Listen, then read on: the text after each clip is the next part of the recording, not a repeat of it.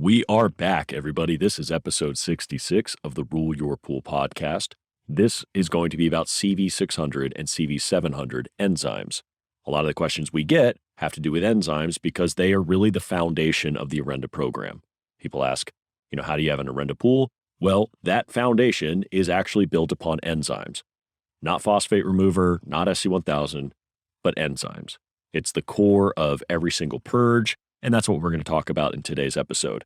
I'm your host, Eric Knight, doing this one alone like I'm doing all the other episodes of this series, but I do hope to have Jared back with me in the near future, especially after Memorial Day, because that's when everything seems to cool down for us. Everyone's just too busy to call. So let's get right into this. Episode 66, How to Use CV-600 and CV-700 Enzymes. Welcome to Rule Your Pool, the podcast by Orenda that explains and simplifies pool chemistry so that anybody, regardless of experience, can understand it. I'm your host, Eric Knight, bringing clarity to these subjects so that you can bring clarity to your water. If you're ready to rule your pool, then let's go. First of all, we should know what an enzyme is. An enzyme is a catalyst of a given reaction. In other words, it is something that encourages or forces a reaction to take place. They're usually made up of proteins or amino acids or some combination. I am not a microbiologist or a biochemist, whatever. I don't know exactly what the science discipline is that would deal with enzymes, but I'm not that. I'm just a guy trying to distill this for you. So the way I kind of think of it is this protein complex enzyme is going to have a shape to it. And it's going to attract something that fits uniquely into that shape, kind of like a key would fit into a lock. And only that given key can turn that lock. It's very similar. In most cases, an enzyme breaks something down, like the hundreds, if not thousands, of enzymes in your digestive system, starting in the stomach and through the intestines and all that. It metabolizes things, it breaks things down. But there are also enzymes that bind things together, but not ours. In swimming pools, our enzyme goes after carbon chain, non-living organics, and oils. Ours is something called a broad spectrum enzyme. So it's not super specific. It's just specific enough to go after the contaminants that you would have in a pool. And actually, they weren't made for swimming pools. So it actually is a little more broad than that because it was originally made for industrial wastewater. That's what CV-600 and CV-700, that enzyme that's used in those products, way stronger than what is necessary for a pool. It's probably why they work so well. What an enzyme will do is find those non-living organics and break them apart. And what that does is it lowers the energy level required for those organics to be oxidized out by chlorine or some other oxidizer, like maybe ozone or AOP. So what you're basically doing is you're breaking apart complex molecules to lower the energy level so that chlorine doesn't have to get used up, oxidizing and burning through this complex organic material. So I'll give the example of cosmetics, or better yet, sunscreen. Sunscreen is a really complex molecule. Chlorine has to oxidize it, and it cannot even oxidize it completely because if it could, the remainders of it would not be able to irritate our eyes or float to the surface and create a scum line. But if you've ever been to a summer pool where people wearing sunscreen get in the water, you'll see that oily slick on the top of the water. Well, that's part of the sunscreen. That's organic material, that film. Enzymes go after that. Enzymes will devour all of it, whereas chlorine will oxidize what it can, and oftentimes it gets used up doing that. For more information on the whole oxidation process, check out our second pillar of proactive pool care. Chlorine is trying to burn through this complex molecule. Enzymes don't do that. Enzymes are going to find that molecule. They're going to find every single carbon bond, at least our enzymes will, and they're just going to break it down into carbon dioxide, splitting this really complex thing into a very, very simple set of things. One of the things that people bring up to us often is how much enzymes can actually save them on other chemicals. Generally, that's chlorine, and there is no way for us to quantify what those savings could be, or even if your pool will have savings, because every pool is different. I want to be clear about that. Enzymes don't kill anything, but they do address the lion's share of the oxidant demand. So by taking that burden off of chlorine, there's more available chlorine to do the other jobs that enzymes cannot help with, namely killing things. And that's really the point of having enzymes in there, sort of a administrative assistant, if you want to think of it that way, handling the busy work so that chlorine can focus on what it excels at. At least that's how I look at it. One very important thing to understand is enzymes are not living. They are made of amino acids and proteins, but they're not living. It's not like a bacteria that's doing this work for you. And it's a really good thing, because if it was something like a living bacteria, chlorine would just kill the enzyme, but it's not living to begin with. So we use terms when we're talking about our enzymes like it digests oils. Technically, what it's doing, like I said, it's breaking down oils so that you're reducing the energy level so that chlorine can finish the job. Now, let's talk about how to actually use it. Now, we talked in the last 2 episodes about the purge dose. Actually, the last 3 episodes about the purge dose. When you are using enzymes, it is very important to start with the purge. And the purpose of the purge is to clean out the system and deliberately overload it so that you can not only wipe out the existing demand, but leave behind a residual. That's the purpose of the purge. The weekly maintenance doses afterward are simply to re-up that residual. Enzymes will get used up. They take a while. I mean, they can eat a lot, but at some point, they're gone, and you have to re-up them. So starting with the purge is how you set that baseline, and then your weekly dose is based on your bather load. So if you have a really heavily used swim school, like hundreds and hundreds of kids a week in 40,000 gallons of water, you're going to have a much higher bather load than the backyard pool that might get used once or twice a week.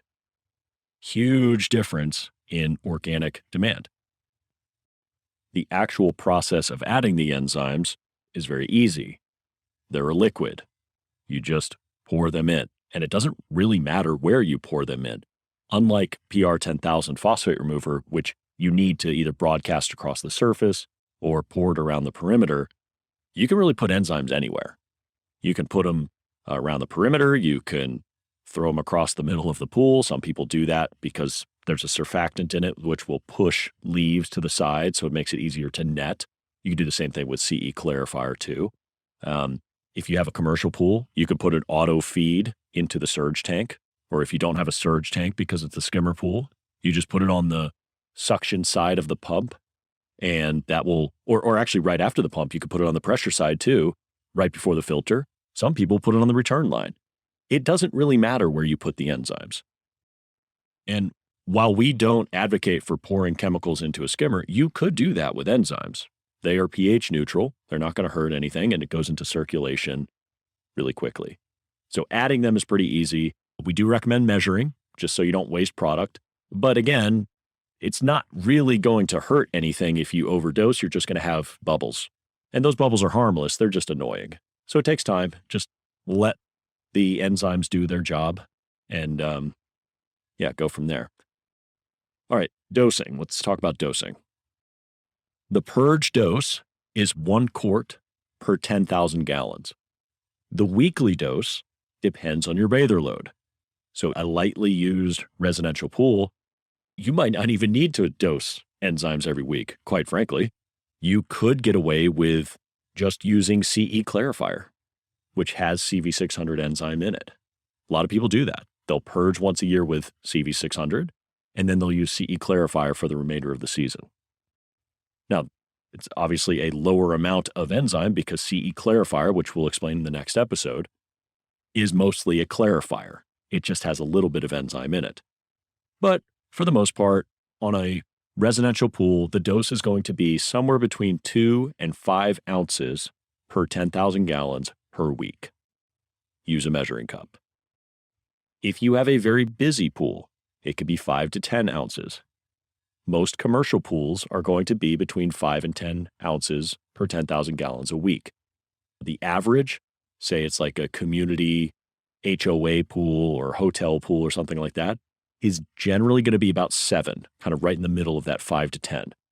And 7 is a convenient number because if it's 7 ounces per 10,000 gallons a week, that's 1 ounce per 10,000 gallons a day. Nice little math there. So it should be pretty easy to figure out what your dosing is. especially if you're using a metering pump. And then you've got the really busy pools.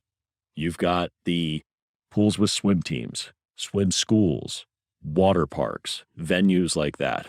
Maybe it's a normal dose at that university pool until they have a swim meet, in which case they have 1,200 swimmers in 3 days. Much bigger bather load. So you would just up your dose to account for the bather load. Same thing that you would do with a residential load.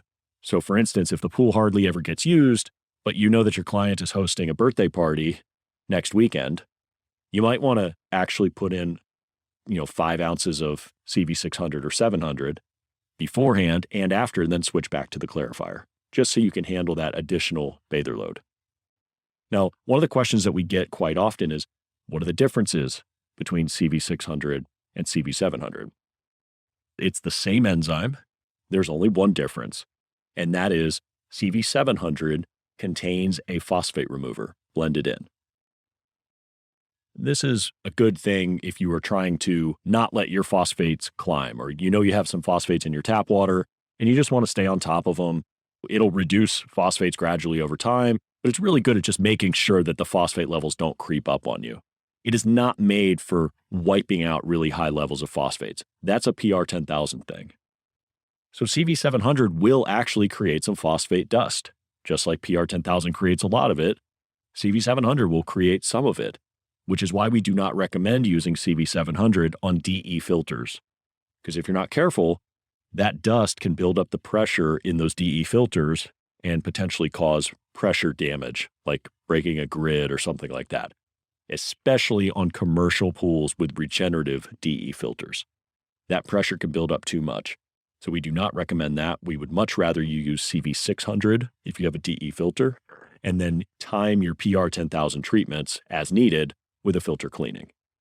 So that's really the only consideration for which product to use. Some people just prefer one over the other. I know a lot of swim schools that will use CV-700 with a sand filter because they're concerned about phosphates, and CV-700 is plenty strong to deal with their bather load. But it's the same enzyme as CV-600. Are you getting a noticeable strength difference between the two? Generally, no. And they're about the same price. So it really depends on, do you have a lot of phosphate concerns? And if so, maybe you should consider CV-700. If not, stick with 600. That's the pure enzyme. Let's cover the frequently asked questions. I hope we're doing justice for most of the questions that we get. So let's just go through these. And if you have further questions, feel free to reach out, podcast@orendatech.com. But hopefully it's answered in this and in Orenda Academy and on our website and in the app. We've got this stuff published everywhere. Question number 1. How long until it's safe to swim after using CV-600 or CV-700? You can swim immediately. In fact, you could add enzymes while people are in the pool if you wanted to. There'll be some bubbles, but it's totally harmless. All of our products, as you know, at Orenda are NSF 50 certified. In fact, CV-600 and CV-700, before we let the certification lapse, were NSF standard 60 certified as well, which is the drinking water standard. We didn't really need that for the swimming pool business, so we just let it lapse, but we never changed the formula. So you can have great faith that the products that we have in the water, they're safe to use. They're non-toxic, non-hazardous. So you can use it. You don't need to wait at all.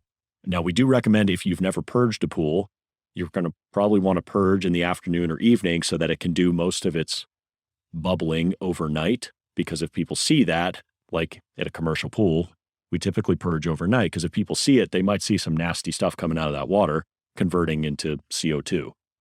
Well, that's part of the process. You got to get that crud out of the water. That's what an enzyme purge does. It strips things out of the pipes, it cleans out your filter, and you may see some nasty stuff float to the surface, especially if you're cleaning up a green pool. All right. Do CV-600 and CV-700 leave behind a residual? Absolutely. That's what the purge dose is for. You need a residual so that enzymes are in there to defend you against future non-living organics. So you want enzymes in a residual circulating around the pool alongside chlorine to handle future bathers, leaves that get into the pool, or specifically the oils in those leaves, etc. What else can CV-600 or 700 be used for? Honestly, Our enzymes are used in almost every Orenda procedure. We use them in our startup, the green pool cleanup process, the filter purge. I don't even have the procedure in front of me, but there are a lot of them. The enzymes are the foundation of our whole program. Every time I do these episodes, it seems so mechanical because I'm reading from a list of frequently asked questions that we get, and I just feel like I'm just reading off a sheet. It's not as personable. So I apologize for that. I hope this episode has been helpful. We're going to get through this. We only have one, maybe two more to go, and then we'll get back to the chemistry questions that you all send us through our email. So thank you so much. Again, that email address, if you have episode requests, is podcast@orendatech.com. This has been episode 66, How to Use CV-600 and CV-700 Enzymes. Thanks for your time. Thank you for listening to Rule Your Pool, a podcast by Orenda Technologies. For more information on what we discussed in this week's episode, check the links in the description or visit www.orendatech.com. I hope you find this show valuable enough that you tap that subscribe button and share it with your friends. You can also like us on Facebook and social media. And with our help, you'll be able to rule your pool without over-treating it with chemicals and wasting money. I'll see you next episode.